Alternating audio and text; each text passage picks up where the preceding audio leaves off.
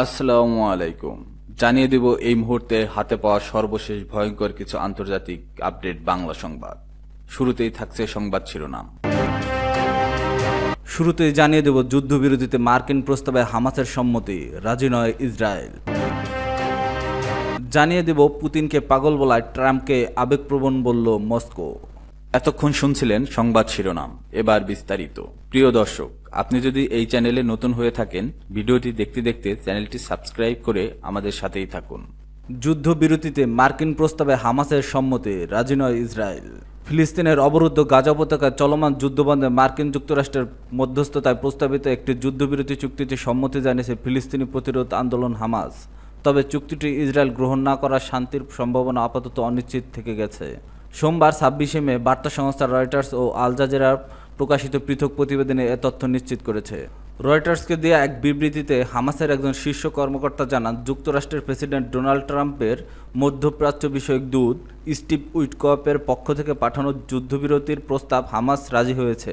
এই প্রস্তাব অনুযায়ী ৭০ দিনের যুদ্ধবিরতির বিনিময়ে হামাস পর্যায়ক্রমে ১০ জীবিত ইসরায়েলি জিম্মিকে মুক্তি দেবে এবং ইসরায়েলের আংশিকভাবে গাজা থেকে সেনা প্রত্যাহার করবে। সূত্রটি আরও জানায়, যুদ্ধবিরতি কার্যকর হলে একই সঙ্গে ইসরায়েলি কারাগার থেকে দীর্ঘদিন ধরে বন্দী থাকা অসংখ্য ফিলিস্তিনিকে মুক্তি দেওয়া হবে। এই যুদ্ধবিরতির সময় শর্তহীনভাবে গাজায় ত্রাণ প্রবেশের অনুমতি থাকবে। এখন তিনি তাদের জবাবের অপেক্ষায় রয়েছেন। কাতার ভিত্তিক সংবাদ মাধ্যম আল জাজিরা জানিয়েছে, প্রেসিডেন্ট ট্রাম্প নিজেই এই চুক্তির গ্যারান্টি দিচ্ছেন এবং ইসরায়েলি সেনা প্রত্যাহার সহ গুরুত্বপূর্ণ বিষয়গুলো তদারকি করবেন।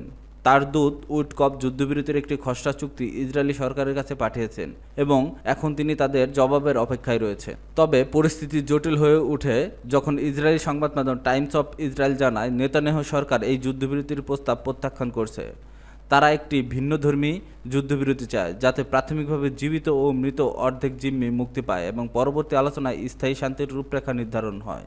মার্কিন সংবাদ মাধ্যম এক্সিওসকে দেয়া এক সাক্ষাৎকারে স্টিভ উইটকফ বলেন, ইসরায়েলের স্থায়ী যুদ্ধবিরতির আগে একটি অন্তর্বর্তী পর্যায়ে চুক্তি চায়। তবে আমার মতে বর্তমান প্রস্তাব হামাসের গ্রহণ করা উচিত। এটি একটি সম্ভাবনার জানালা খুলে দিচ্ছে। হামাসের ইতিবাচক মনোভাব সত্ত্বেও ইসরায়েলের অনীহা গাজার যুদ্ধবিরতির সম্ভাবনাকে আপাতত বাধাগ্রস্ত করছে। তবে কূটনৈতিক পর্যায়ে আলোচনা এখনও চলছে আর আন্তর্জাতিক মহলে যুদ্ধে একটি মানবিক বিরতি চায়।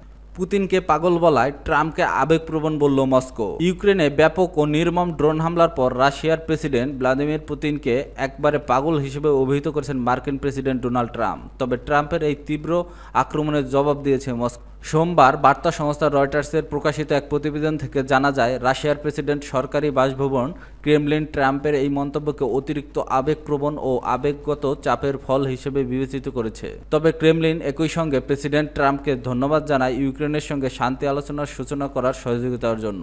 ক্রেমলিনের মুখপাত্র দিমিত্রি পেসকভ বলেন, এই ধরনের মন্তব্য অবশ্যই ট্রাম্পের অতিরিক্ত আবেগের প্রতিফলন। তবে আমরা মার্কিনদের এবং ব্যক্তিগতভাবে প্রেসিডেন্ট ট্রাম্পের প্রতি কৃতজ্ঞ যে তারা আলোচনার প্রক্রিয়া শুরু করতে সহযোগিতা করেছেন। এর আগে পুতিনকে উদ্দেশ্য করে ট্রাম্প সাংবাদিকদের বলেন, আমি তার উপর খুশি নই। যখন যুদ্ধ শেষ করার জন্য আলোচনা শুরু হয়েছিল এবং তা মাঝামাঝি পর্যায়ে ছিল, তখন পুতিন কিয়েভ ও অন্যান্য শহরে ড্রোন হামলার নির্দেশ দিয়েছেন। এটা আমার ভালো লাগেনি। যদি এই ধরনের হামলা আবার হয়, তবে তিনি রাশিয়ার উপর আবারও কঠোর নিষেধাজ্ঞা আরোপ করবেন বলে হুঁশিয়ারি দেন ট্রাম্প। যদিও ইউক্রেনের প্রেসিডেন্ট জেলেনস্কির কথাও ট্রাম্প তিরস্কার করেছেন। প্রসঙ্গত, ট্রাম্পের এই মন্তব্য মূলত রাশিয়ার ইউক্রেনের বিরুদ্ধে সম্প্রতি তীব্র বিমান হামলার প্রেক্ষিতে করা। তিনি বলেন, পুতিন অকারণে সাধারণ মানুষের হত্যা করছেন এবং ইউক্রেনের পুরো অঞ্চল দখলের চেষ্টা করছে। এই বক্তব্য তিনি তার নিজস্ব সামাজিক যোগাযোগ ট্রুথ সোশ্যালে দেন। তবে মস্কো ট্রাম্পের মন্তব্যকে অতিরিক্ত আবেগপ্রবণ হিসেবে উড়িয়ে দিয়েছে। উল্লেখ্য, গত ৩ রাত ধরে রাশিয়া ইউক্রেনের বিভিন্ন শহরে প্রবল বিমান ও ড্রোন হামলা চালিয়ে যাচ্ছে। এই হামলায় অন্তত ১২ জন নিহত হয়েছে। কিয়েভের দাবি, শনিবার রাতে রাশিয়ার ৩৬৭টি ড্রোন ও ক্ষেপণাস্ত্র ছুড়েছে। যদিও রবিবার থেকে হামলার মাত্রা কিছুটা কমে আসলেও ইউক্রেন জুড়ে আতঙ্ক বিরাজ করছে।